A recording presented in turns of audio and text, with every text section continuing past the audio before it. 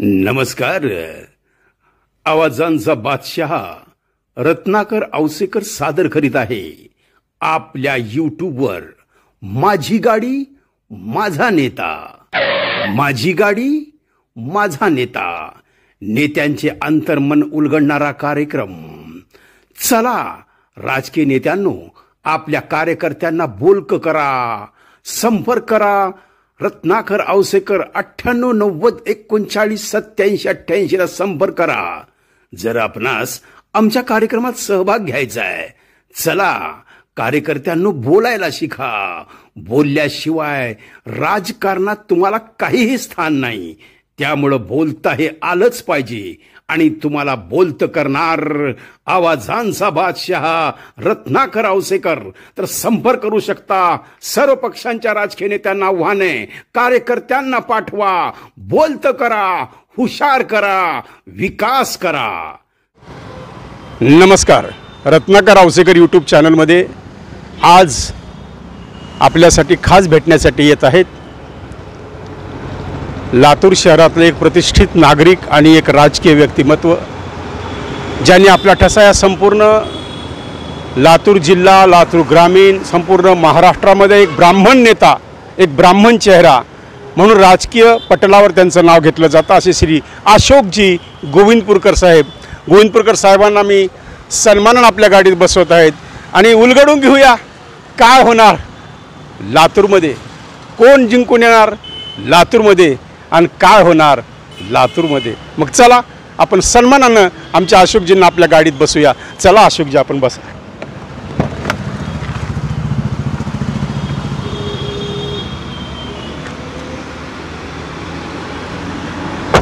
मित्रांनो, चला मग सुरू करूया माझी गाडी माझा नेता. नमस्कार. माझी गाडी माझा नेता. आज आम्ही निमंत्रित केलेलं आहे काँग्रेसचे ज्येष्ठ नेते श्री अशोकजी गोविंदपूरकर साहेब. गोविंदपूरकर साहेब नमस्कार. तुम्ही आमच्या आजच्या माझ्या गाडी माझा नेतामध्ये आलेला आहात. आपण गोविंदपूरकर साहेबांचा एक परिचय, आम्हाला सुरुवात, आपलं तरुणपण, राजकारण प्रवेश आणि आजपर्यंत आपला एक 5 मिनिटात आमच्या प्रेक्षकांना आपण माहिती द्या. थोडं क्रॉस बसा. सगळ्यात पहिल्यांदा नुकत्याच साजऱ्या झालेल्या दिवाळीच्या सर्व प्रेक्षकांना शुभेच्छा देतो. लाखो प्रेक्षक म्हणा, लाखो प्रेक्षकांना, कारण रत्नाकर औसेकर आमचे खूप जुने मित्र आहेत. माझा जन्म एका स्वातंत्र्यसैनिक शेतकरी कुटुंबात झाला. माझे वडील कैलासवासी वसंतराव गोविंदपूरकर हे स्वातंत्र्यसैनिक होते. ते लातूर नगरपालिकेचे नगरसेवक होते, मार्केट कमिटीचे संचालक होते. माझ्या घरात मुळातच काँग्रेस होती. म्हणजे तुमच्या घरात राजकीय वारसा मुळातच माझ्या घरात वडील स्वातंत्र्यसैनिक असल्यामुळे काँग्रेसच्या विचाराचे होते. माझे शालेय शिक्षण राजस्थान हायस्कूल, कॉलेजचे शिक्षण दयानंद कॉलेज. दयानंद कॉलेजमध्येच असताना मी 2दा CR झालो. तिथूनच सामाजिक कामाला सुरुवात झाली. आमचं घर मूळ कळंब तालुक्यातलं, पण माझ्या आजोबाच्या निधनानंतर माझी आजी लातूरला आली.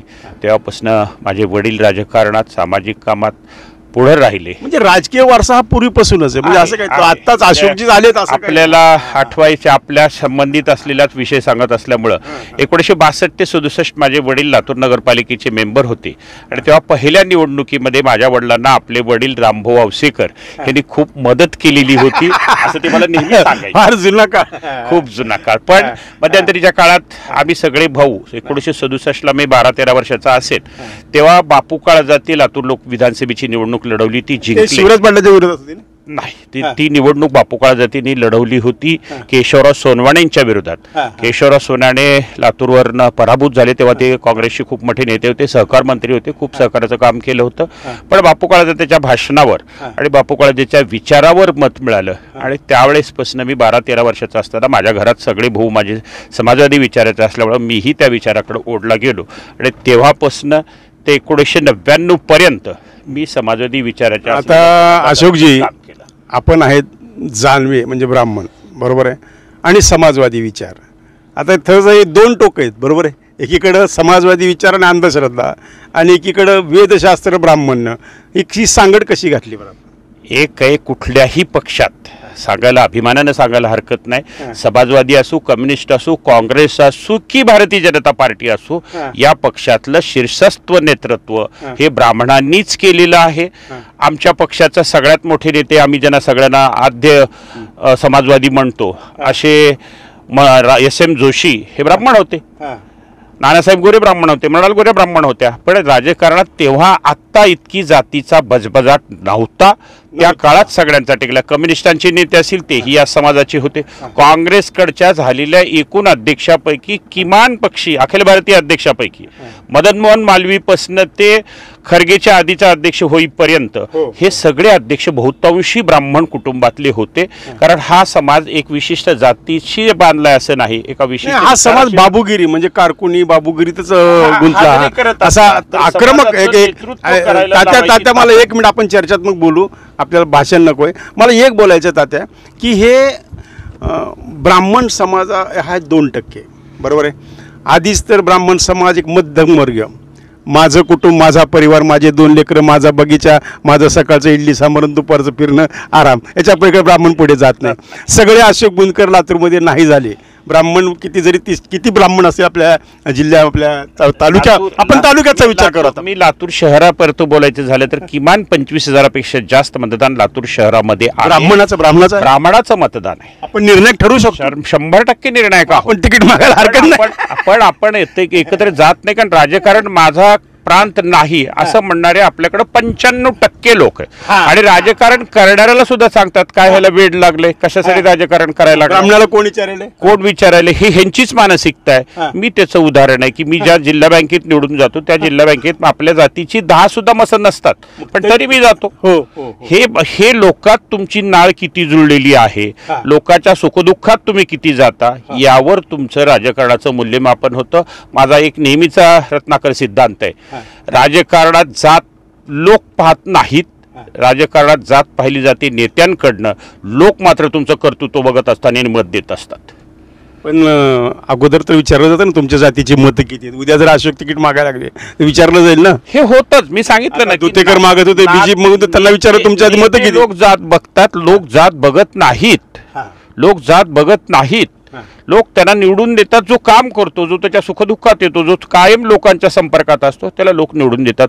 आता माझी तर परिस्थिती अशी की अर्ध लाख महानगरपालिका आतापर्यंत म्हणजे नगरपालिका किती वेळा निवडून आले तुम्ही? नगरपालिकेच्या 7 निवडणुका लढल्या, 6 निवडून आलो, 1 हारलो. म्हणजे एक चांगला तुमचा स्ट्राईक रेट आहे. तात्या आता आपण मूळ मुद्द्याला हात घालूया. लातूरमधून अमित देशमुख विरुद्ध अर्चनाताई पाटील चाकूरकर. एकीकडं तात्या शिवराज पाटलांचा वारसा, एकीकडं त्यांचं राजकीय वलय, 65-70 वर्ष लाल दिवा शिवराज पाटलांच्या कडून गेलेलं नाही आहे. एवढं काँग्रेसनं देऊनसुद्धा मी जरा जाणीवपूर्वक बोलते की काँग्रेसनं सगळं दिलं शिवराज पाटला, की शिवराज पाटलांना जे काही आज नाव लौकिक सगळं काही देऊनसुद्धा अर्चनाताई पाटील BJPत गेल्या. काय वाटतं? एक आहे की आदरणीय महामहिम शिवराज पाटील चाकूरकर साहेब यांना 1972ला मी कॉलेजला होतो तेव्हा पाटील साहेब दयानंद कॉलेजला मर्कंटाईलला नावाचा विषय शिकवत होते. मी जी फर्स्ट इयरच्या खाली असेल, पण तेव्हा पाटील साहेब लातूर नगरपालिकेचे नगराध्यक्ष झाले, त्यानंतर आमदार झाले, खासदार झाले. पक्षाने त्यांना खूप दिले. आणि आपण पाटील साहेबांविषयी बोलणं माझ्यासारख्या छोट्या कार्यकर्त्यांनी त्यांच्याविषयी नाही बोलत. पाटील साहेबांचा ह्या सगळ्या पक्षप्रवेशामध्ये किंवा तिकिटामध्ये माझं स्वतःचं मत आहे तिळ मात्र हक्क नाही. पण अट्टहास असेलच तर तो अर्चना पाटलाचा आणि त्यांच्या कुटुंबातल्या लोकांचा असेल. खरं तर ही योग्य वेळ त्यांची नाही. त्यांना एक काळ असा होता की आदरणीय कैलासवासी विलासराव देशमुख साहेब हे 2009 साली पाटील साहेबांच्या घरी जाऊन बसले होते आणि पाटील साहेबांना असं म्हणत होते की तुम्ही अर्चना पाटलांना विलासरावजी स्वतः बोलले होते. गोष्ट 2009च्या पहिल्या जेव्हा रिफॉर्मेशन झालं, मतदारसंघ शहर ग्रामीण झाले, तेव्हा साहेब घरी जाऊन बोलले होते. विलासराव साहेबांनी स्वतः हा सांगितलेला किस्सा आहे. काँग्रेसमध्ये नव्हतात, पण हा तो सगळ्यांना माहीत असलेला किस्सा होता. आणि त्या काळात जर अर्चनाताई उभारल्या असत्या तर आज महाराष्ट्रातल्या काँग्रेस नेतृत्वातल्या शीर्षस्थ महिला नेत्यातलं त्यांची गणना झाली असती. ना प्रणिती शिंदे उगवल्या असत्या, ना बाकी कोणी, ना रजनी पाटील आल्या असत्या. ह्यांना वलय होतं, आज होता, डॉक्टर होत्या. अर्चनाताई नक्कीच मोठ्या होत्या, पण अतिशय चुकीच्या वेळी भाजपवाल्यांनी त्यांना गळ घातली आणि पाटील साहेबाच्या नावाचा, कर्तृत्वाच्या वलयाचा फायदा घेण्यासाठी आपल्या राजकीय कारणासाठी अर्चनाताईचा बळी देत आहेत, असं माझं स्वतःचं मत आहे. तात्या, एकीकडं प्रचंड संपत्ती आहे, म्हणजे तिथं काही म्हणजे अर्थकारण बरोबर आहे ना. अमितजींचं आणि मॅनेजमेंट गुरु राजकीय फंडे म्हणजे देशमुखांचं कसं आहे, दगडाला जरी शिंदूर लावला त्याचा मारुती हनुमान करतात ते, म्हणजे एवढी ताकद देशमुखांच्या या सर्व कामात आहे.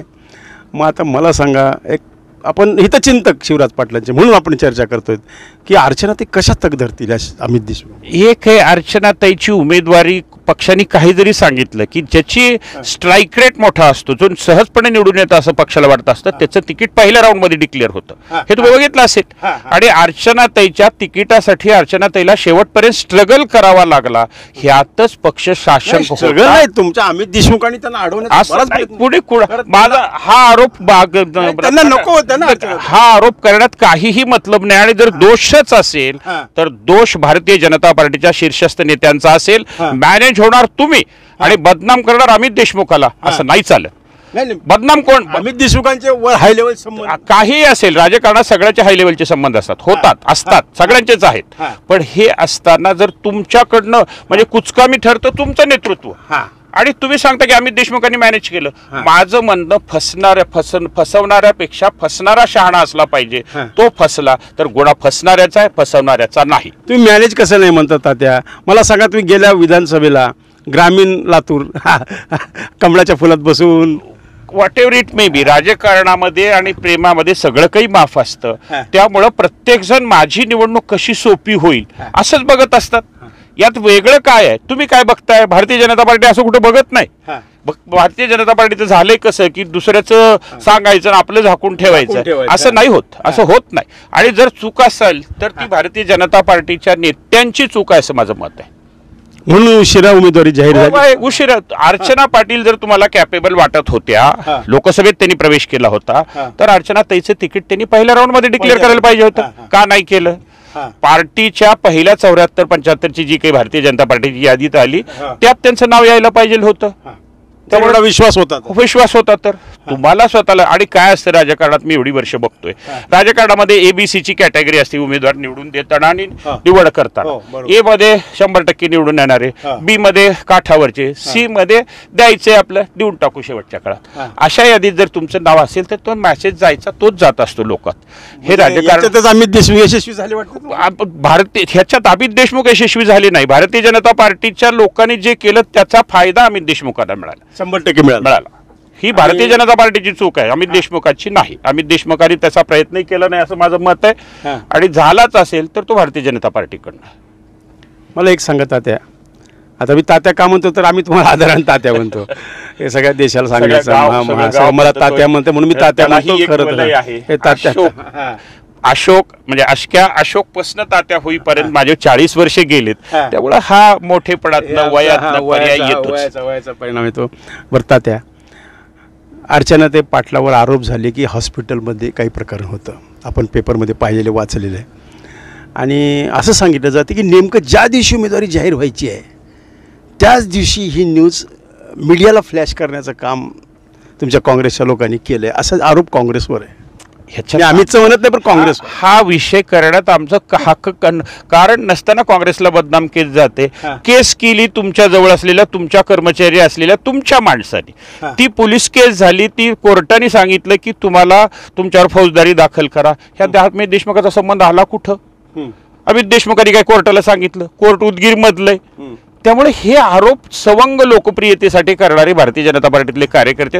आणि दुसरा विषय की आमच्याकडं, मी स्वतः तरी वैयक्तिक विषयावर बोलणार नाही. हॉस्पिटल, त्याचं कर्ज, त्याची देणेदारी, हा सगळा विषय हा अर्चनाताईंचा वैयक्तिक विषय. त्या वैयक्तिक विषयात आम्ही बोलणार नाही. आजही भारतीय जनता पार्टी अमित देशमुखांच्या वैयक्तिक विषयावर बोलते. लोकांना लातूरातल्या वैयक्तिक टीका आवडत नाही. भारतीय जनता पार्टीचे सगळे नेते निव्वळ चिल्लर विषयावर चर्चा करतायत, रोज फेसबुकच्या पोस्ट जर बघितल्या तर ह्या अपरिपक्वतेच्या लक्षण. राजकारण एका उंचीने करायचं असतं. हे शिवराज पाटलांनी शिकवलं, हे विलासराव देशमुख साहेबांनी शिकवलं. हे लातूर जिल्ह्यातलं एक वैशिष्ट्य आहे. सगळ्या पक्षातल्या सगळ्या नेत्यांनी हे सांभाळलंय. त्यामुळे आत्ताचं भारतीय जनता पार्टीचा अर्चनाताईच्या भोवताली असलेल्या माणसांचं उंची अतिशय खुजी आहे. आणि ते ठरवून अमित देशमुखाला गटार केलं नाही, रोड केलं नाही, पोल लावला नाही, एवढ्यावर बोलतात. अरे 3.5 वर्ष नगरपालिकाच अस्तित्वात नाही, प्रशासकाचं राज्य तुमचं आहे, प्रशासक तुमचं ऐकतो. हे तुम्हाला आम्हाला विचारण्यापेक्षा तुम्ही आम्हाला उत्तर दिली पाहिजे की प्रशासकाच्या काळात तुम्ही काय केलं. अहो भाजपनं इथं महापौर बनवतो, तुम्ही ते फोडला ना. राजकारणात कुठे तुम्ही काय केलं. भारतीय जनता पार्टी अर्धी आत्ता चलते काँग्रेसमध्ये राष्ट्रवादीतनं गेलेल्या आमदारावर फोडलं. म्हणजे तुम्ही कोणाचे आरोप करताय. हे आरोप आहेत. भारतीय जनता पार्टीत आता 105 असलेल्यापैकी 46 आमदार एकतर काँग्रेसमधून आलेत किंवा भारतीय जनता पार्टीतून आले. ह्याने आम्हाला सांगायचं की आम्ही फोडले म्हणून. हे राजकारणात होत असतं. पण माझं त्यापेक्षा राजकीय उत्तर असं आहे की प्रश्नच विचारायचे असतील तर आम्ही विचारणार. कारण एकूण असलेल्या 10 वर्षाच्या सत्तेत 7.5 वर्ष भारतीय जनता पार्टी महाराष्ट्राच्या सत्तेत राहिली. आम्ही 2.5 वर्ष राहिलो, त्यात 2 वर्ष कोरोनाचा काळ राहिला. आणि या 2 वर्षात सुद्धा आम्ही जे काम लोकांच्या समोर उभा केलं, कार्यकर्त्यासह सगळ्यांनी, आम्ही आमचे 2 नगरसेवक गमावले. हे सगळं आम्हाला लोकांच्या समोर सांगता येईल. प्रश्न विचारणार तर आम्ही विचारणार. 7.5 वर्षाचं उत्तर तुम्ही दिलं पाहिजे. 7.5 वर्षात तुमचं काम काय ते तुम्ही सांगितलं पाहिजे. तात्या, लोक असं म्हणतात की कोरोना काळामध्ये अमित देशमुखांनी जेवढं लक्ष द्यायला पाहिजे होतं, स्वतः वैद्यकीय मंत्री होते पण दिलं नाही, असा आरोप बीजेपीचे लोक. आरोप करणाऱ्यांनी उदाहरणं सांगावीत. राज्यात सगळ्या गावामध्ये ऑक्सिजन मिळालं नाही, बेड मिळालं नाहीत, काही मिळालं नाही, अशा सगळ्या ओरड होत्या. पण लातूर शहरात, लातूर तालुक्यात, लातूर जिल्ह्यात अशी एक केस दाखवा की ज्याला ऑक्सिजन मिळालं नाही म्हणून मृत्युमुखी पडला. मी स्वतः कोविडमध्ये होतो.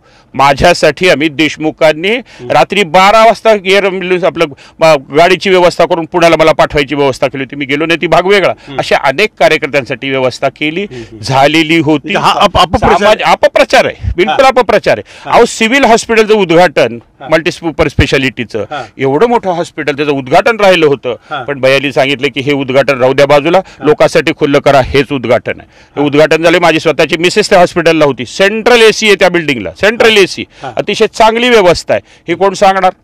त्या काळामध्ये, कोविड काळामध्ये अंत्यविधीला सुद्धा त्रास होत होता. ह्या सगळ्या व्यवस्थेमध्ये अमित देशमुख स्वतः एक सेल काढून तयार राहून सांगत होते की ह्या पद्धतीने हे करा, कोणाची अडचण आहे डायरेक्ट कॉल करा, बाकीची व्यवस्था करा. आणि बाकीच्या जिल्ह्यात तुम्ही तुमच्या बाकीच्या जिल्ह्यात, शेजारच्या जिल्ह्यामध्ये तुमचे मंत्री होते, जाऊन विचारा काय झालं. ऑक्सिजनमध्ये लोक रस्त्यावर आले, किती जणाला त्रास झाला.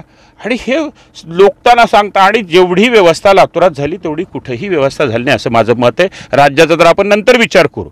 राज्याचे त्यावेळेसचे मुख्यमंत्री माननीय उद्धवसाहेब ठाकरे हे जरी घरात बसून चालवते असं तुम्ही आरोप करत असला, त्या काळात महाराष्ट्रात कुठेही नदीत प्रेत फेकले नाहीत, जाळायला लाकडं मिळालं नाहीत, ऑक्सिजन मिळालं नाही, असं झालं नाही.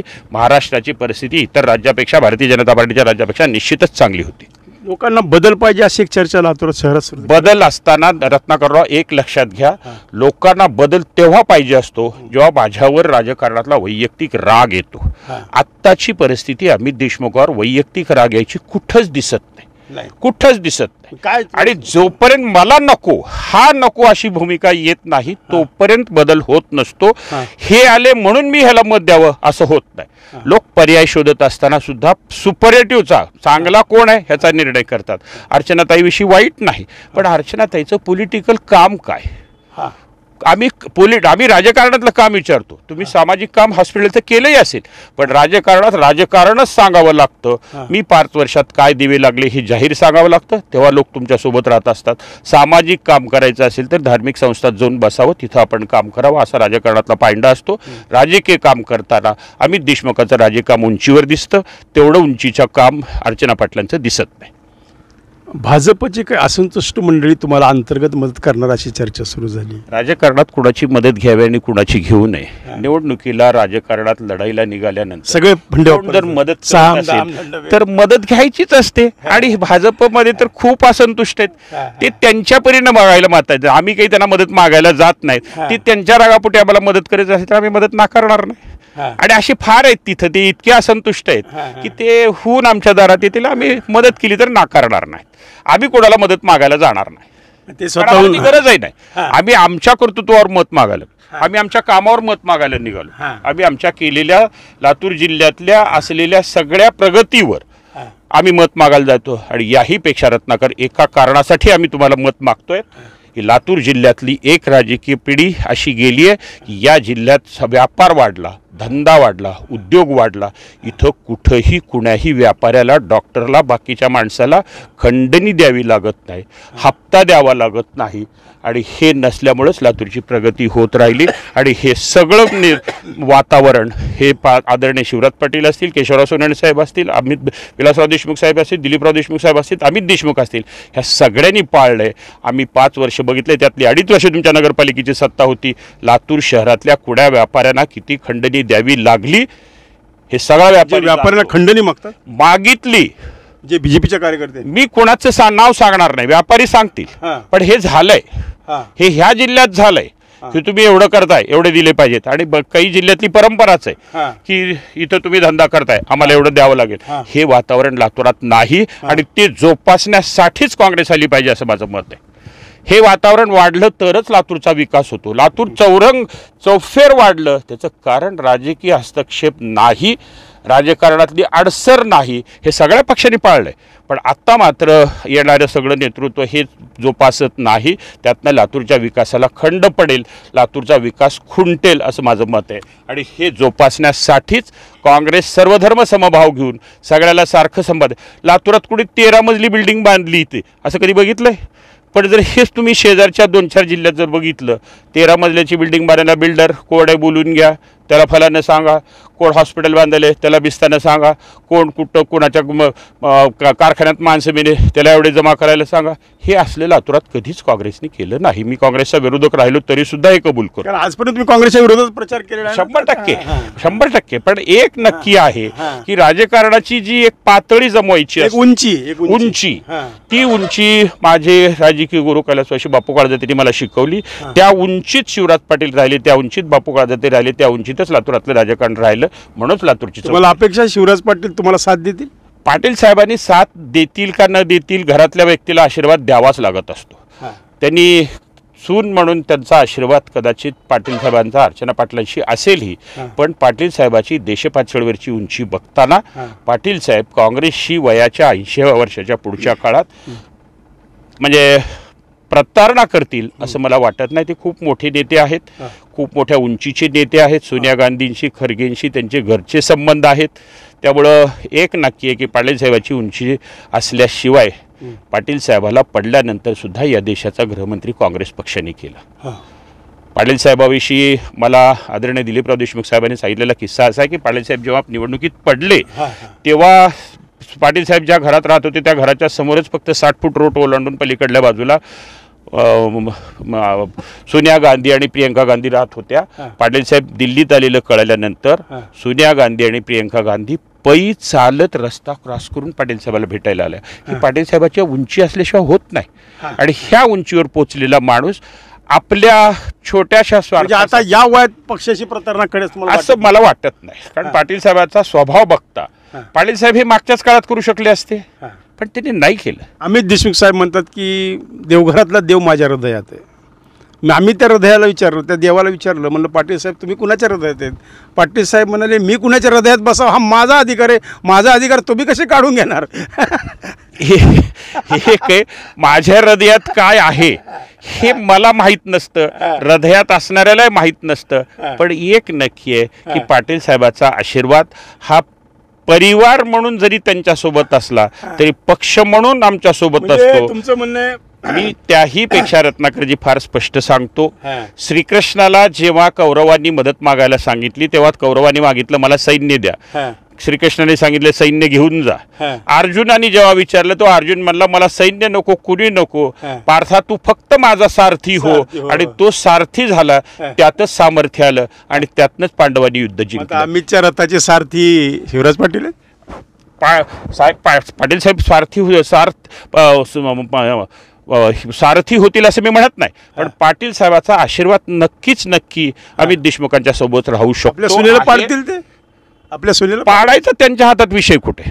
पाटील साहेब ना अमित देशमुखाचा प्रचार करतील ना पाटील साहेब अर्चना पाटलांचा प्रचार करतील. पाटील साहेब स्थितप्रज्ञ राहतील असं माझं स्वतःचं मत आहे. कारण ते राजकारणात ते नाही, आम्ही तर पाहतो ते बसतायत तर सगळ्या लोकांना भेटतायत, पेढे वाटतायत. नाही, पेड्याची तुलना तुम्ही मी त्या दिवशी एका दिवशी कुणाला तरी सांगितलं की पेढे देणं, पाटील साहेबांनी मुलाखतीत सांगितलं, ती मुलाखत नीट बघा. पाटील साहेब असं म्हणले की त्यांनी पेढे आणले, आनंदाचे पेढे मी त्यांना दिले, मी त्यांना सगळ्यांना पेढे वाटले, मी पेढे आणले नव्हते. फरक लक्षात घ्या. मला आनंद झाला तर मी पेढे वाटतो, मला दुसऱ्याने आणलेले पेढे वाटण्याला मला आनंद नसतो. दुसऱ्याने आणलीत मी वाटून टाकली, तेवढा मोठेपणा तर त्यांच्यापाशी नक्कीच आहे, ते मोठेच आहेत. त्यामुळं त्या अशा वल्गना करणं आणि ही भावनिक करून राजकारण होत नाही.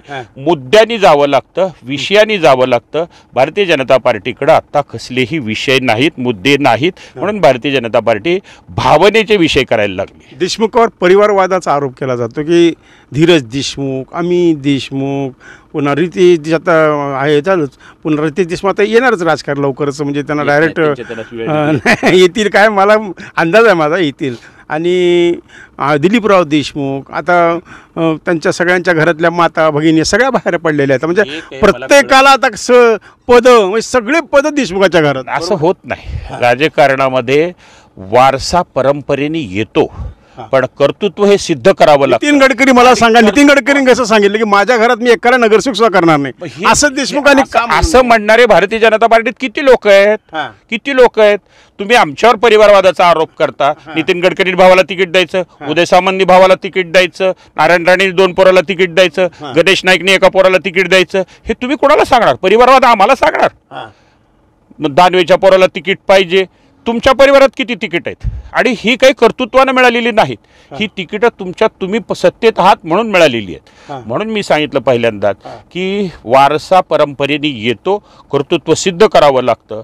आणि देशमुख परिवारातल्या या 2 व्यक्तींनी कर्तृत्व सिद्धच केलंय, काम मोठं उभाच केलंय, लोकांना रोजगार दिलाय, लोकांच्या हाताला रोजगाराला विकास त्यालाच म्हणलं जातं रत्नाकर. लोकांच्या हाताला मिळालेलं काम, खिशात खुळखुळलेला पैसा हा जेवढा जास्त. किती लोकांना रोजगार दिला अमित देशमुख? आता रिसेंटली आमच्याकडे आम्ही जिल्हा बँकेतनं हार्वेस्टर दिले 100. एक हार्वेस्टर किमान पक्षी 40 लोकांना काम देतं, 40 लोकांना. तेवढे हार्वेस्टर नवे उद्योगपती तयार झाले. मी जिल्हा बँकेचा संचालक आहे. 4 ते 5 हजार लोकांना रोजगार दिले. कुठे तुमची रेल्वे कोच फॅक्टरी, किती कोच बाहेर पडले, किती लोकांना रोजगार मिळाला, किती मिळाले, जाहिरात करायला तुम्ही आत्ता किती लोकांना जरा आकडा तर डिक्लेअर करा, एवढ्या लोकांना रोजगार दिला. आत्ता मांजरा परिवारांनी गेल्या वर्षी 40 लाख टनाचं गाळप केलं. 40 लाख टनाच्या गाळपाचे 3,000-2,500 पैसे गेले तर जिल्ह्यामध्ये किमान 1,000 कोटी रुपये वाटले जातात. हे 1,000 कोटी रुपये शेतकऱ्याच्या घरात गेले. कारखानदारीमध्ये सुद्धा बराच घोटाळा असं म्हणणाऱ्यांनी सिद्ध करावं. असं जर असतं तर लोक आम्हाला ऊस देत नाहीत. आणि महाराष्ट्रातलं एक राजकारण रत्नाकर लक्षात ठेवा. साखर कारखान्यात ज्यांनी बुडवाबुडवी केली आणि शेतकऱ्याला बुडवलं, त्याचा पूर्ण मुळा सगट खुंटा उपटून टाकला लोकांनी. अशी महाराष्ट्रात बंद पडलेल्या साखर कारखान्याच्या मागच्या लोकांचा इतिहास काढून बघा. त्यांनी साखर कारखान्यात, त्यांनी दूध संघात, त्यांनी वाहतूक संघात, त्यांनी जिल्हा बँकेत घोळ केला. लोकांनी त्याला राजकारणातनं समूळ नष्ट करून टाकलं. असं लातूरात होत नाही. अजून एक आरोप तुमच्यावर आमच्या कार्यक्रमात माझ्या गाडीमध्येच एक काँग्रेसच्या BJPच्या नेत्यांनी केला की आपण जिल्ह्यामध्ये बँकेत आहात म्हणून मी तुम्हाला हा प्रश्न छेडतोय की एका रात्री रितेश देशमुखला तुम्ही 175 कोटी रुपयाचं कर्ज देता, आमच्यासारखा सामान्य माणूस गेला तर आम्हाला एक 10 लाख सुद्धा मिळत नाही, असं म्हणजे काय? हे असं कोण म्हटलं? असं आपल्या आमच्या म्हटलं असं कोण म्हटलं की ज्यांनी आमच्याकडं आम्ही मुळात पहिली गोष्ट अशी की जिल्हा मध्यवर्ती सहकारी बँक ही वैयक्तिक कर्ज देत नाही. पहिली गोष्ट, जिल्हा मध्यवर्ती सहकारी बँक सहकारी संस्था किंवा कोऑपरेटिव्ह तुमच्या प्रायव्हेट संस्था, प्रायव्हेट लिमिटेड कंपन्या असतील तरच जिल्हा बँक कर्ज देऊ शकते. बरोबर आहे, प्रायव्हेट कंपनीला दिलं पण सोयाबीन काहीतरी प्रकल्प पण त्याच्या सगळ्या विषयात जर तुम्ही गेलात तर जेवढी प्रॉपर्टी जेवढं आम्ही त्यांना कर्ज दिलंय किमान त्याच्यापेक्षा दुपटीनं जास्त मोठं मॉर्गेज आम्ही घेतलेलं आहे. असं काही सहज दिलं नाही, देऊ शकत नाही. कारण धीरज देशमुख आम्हाला विचारणार RBI आहे. आम्हाला जर तेवढं मॉर्गेज नसेल, आम्हाला एक लिमिट ठरलेली असते की आम्ही कोणत्या धंद्याला किती कर्ज द्यायचं. वैयक्तिक किती द्यायचं, सामूहिक किती द्यायचं ही लिस्ट ठरलेली असते. हे आम्ही ठरवत नाही, हे राज्य सरकार ठरवतं, नाबार्ड ठरवतं. त्यामुळे असला आरोप बालिशपणा. अजून एक आरोप आहे की तुमच्यावर की MIDC जास्त कुणाला उद्योगाला एखादी जागा पाहिजे असेल तर त्याला कितीतरी त्रास होतो, तो मिळू शकत नाही. असे कितीतरी लोक वेटिंगवर असताना सुद्धा 500 एकरचा भूखंड तुम्ही दिला. म्हणजे काय 500 एकरचा भूखंड वगैरे काही नाही, 100% खोटं सांगतायत. हे म्हणजे खोटा प्रचार. जो भूखंड आमच्याकडे मॉर्गेज आहे तो 65 एकरचा आहे. आणि MIDC कडे एक क्रायटेरिया ठरलेला असतो की मागणी येताना 1 एकर 2 एकर 3 एकर 5 एकरची मागणी मोठी असते, पण त्याच्यापेक्षा 10 एकर 20 एकर 25 एकर 50 एकरची मागणी असेल तर त्याला एका वेगळ्या क्रायटेरियातनं देतात. कारण तो गिराईक मोठं आहे, ते गिराईक मोठं आहे. 65 एकर घेते म्हणजे त्याचा प्रोजेक्ट मोठा होणार आहे, जास्त लोकांना रोजगार मिळणार आहे, त्याला प्रायोरिटीने दिलं जातं. असं प्रायोरिटीतनं धीरज देशमुखांना मिळालं असेल आणि तो प्रोजेक्ट धीरज देशमुखांचा नाही, तो आहे रितेश देशमुखांचा. रितेश देशमुखाने जी निल्या देशमुखची वैयक्तिक जवळपास 400 कोटी रुपयाची प्रॉपर्टी आमच्याकडे मॉर्गेज आहे. 400 कोटी रुपये रजिस्टर्ड मॉर्गेज आहे. नाबार्डने बघितलंय, अगदी माहिती अधिकार मागून बघा, रजिस्टर्ड मॉर्गेज केलेलं आहे आमच्याकडं. आणि हा विषय झालाय. आपले जवळचे म्हणून काय सहज दिलेलं नाही, काहीच नाही. हा सगळा बाहेर बसून हवेत गोळीबार करण्याचा उद्योग आहे. ज्याला कागदपत्र कळतात त्यांनी यावं, माझ्यासोबत बसावं, आपण बघून सांगू. त्याच्यावर तुम्ही ओपन बोलायला तयार? बिलकुल तयार आहे.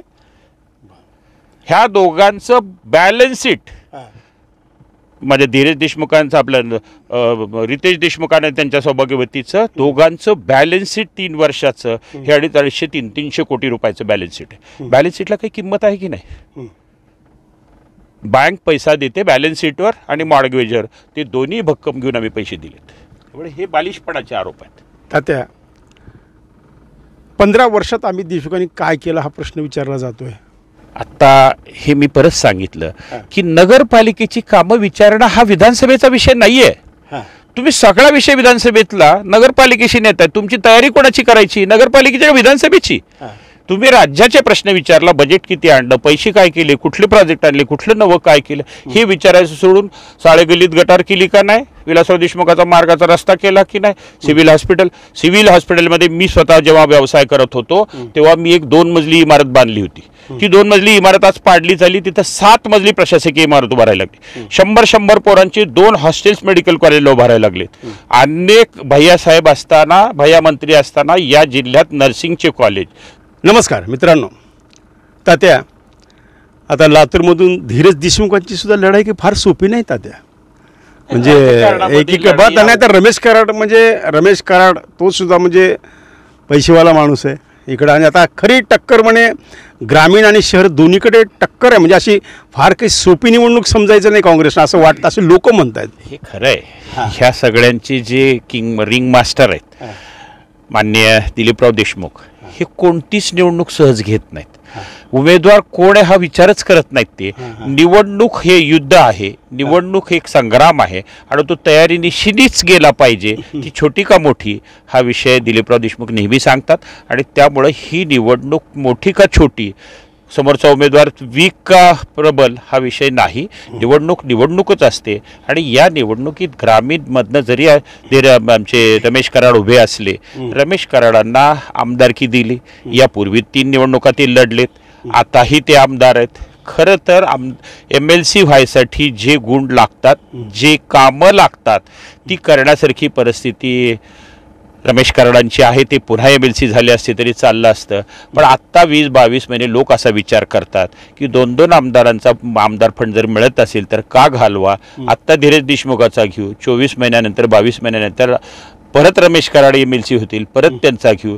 त्यामुळं लोकांना चालत नाही, नंबर 1. आणि नंबर 2, रमेश कराडांचं त्यांच्या व्यवसायातलं काम नक्की मोठं असेल.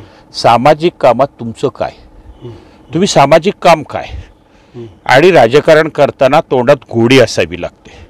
ती लोक असं सांगतात, मला माहिती नाही, माझे मित्र आहेत चांगले, पण रमेश कराडांच्या गोडी नसते.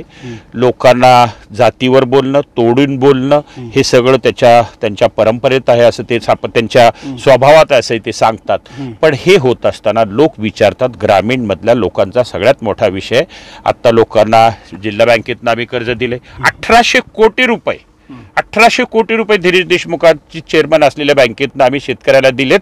त्यातले 1400 कोटी रुपये हे झिरो व्याजावर आम्ही वाटलेत. एवढे पैसे वाटता येतात. ह्या पैशाचा लोकांना लाभ नाही झाला. 1400 कोटीचं व्याज किती होतं, हे व्याज आम्ही लोकांना सोडले.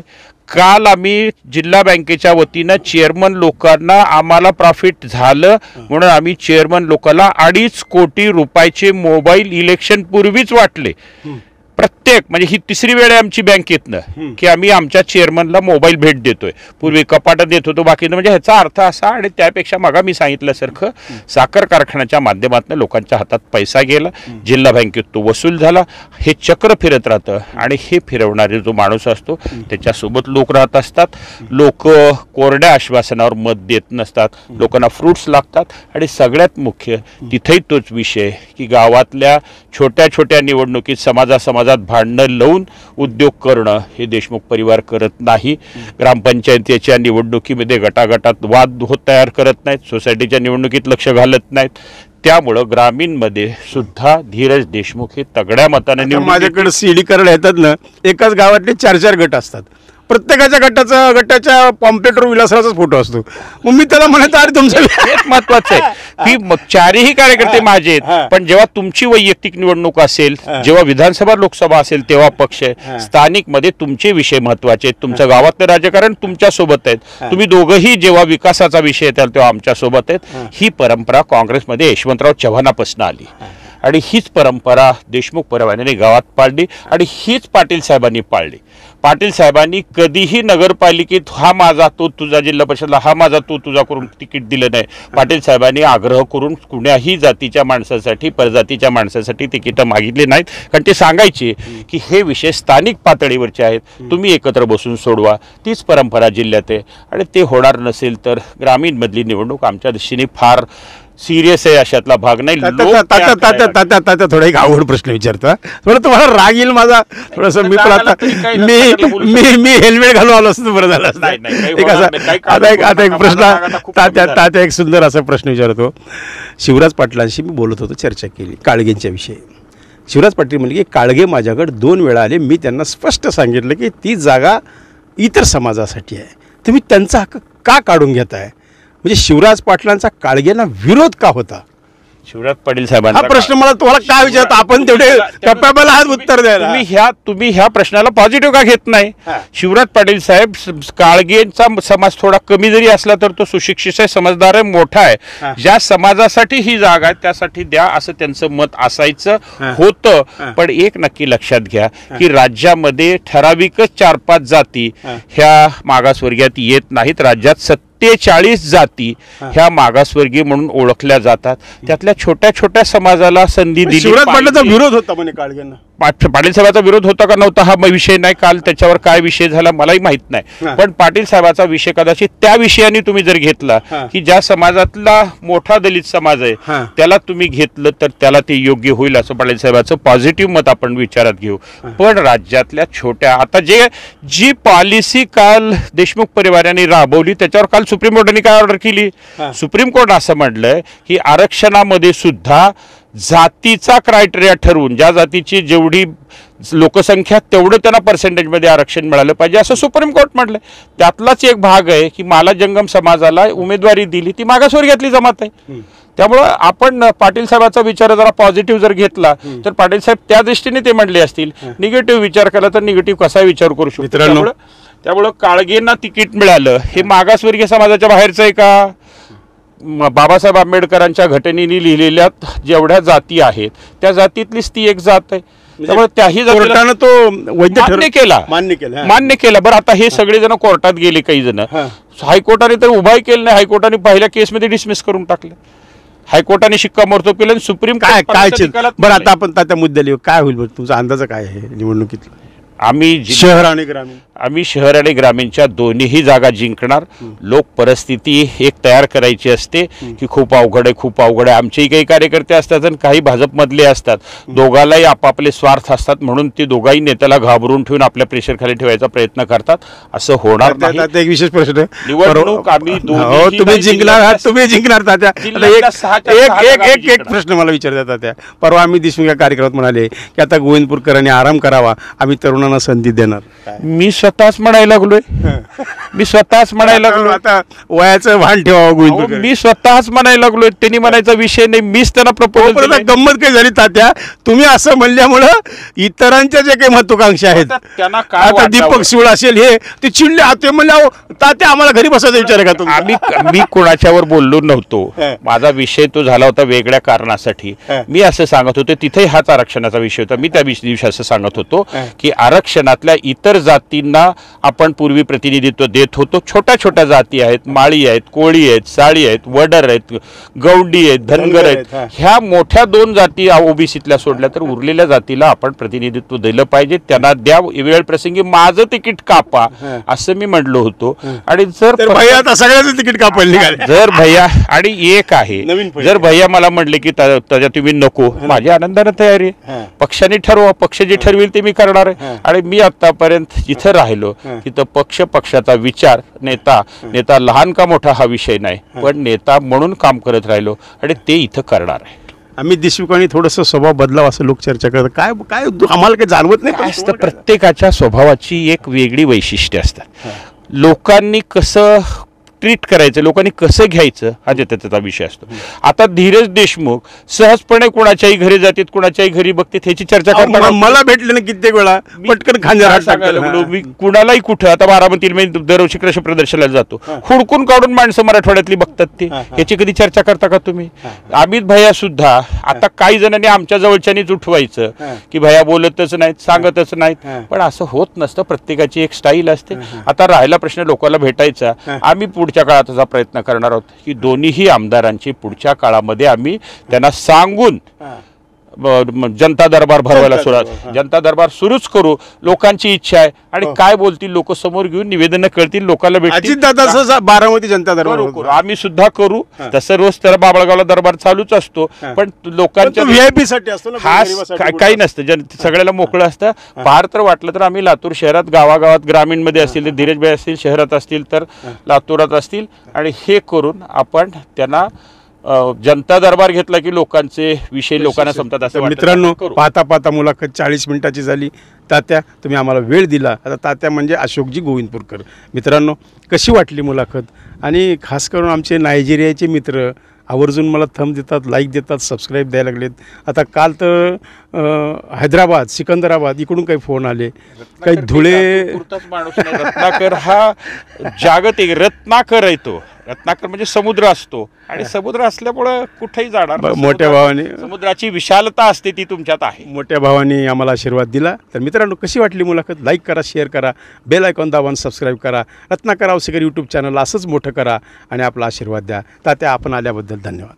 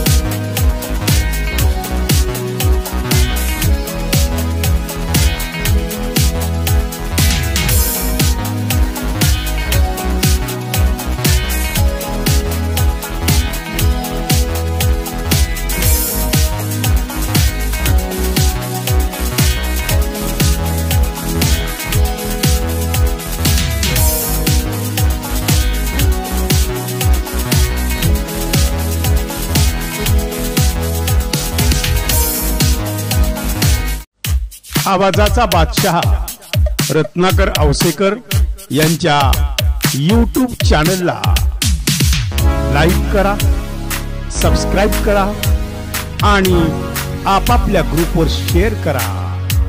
चला, आपल्या मोबाईलवर सर्वप्रथम आमचा कार्यक्रम मिळवण्यासाठी सहकार्य करा. Ratnakar Ausekar YouTube channel.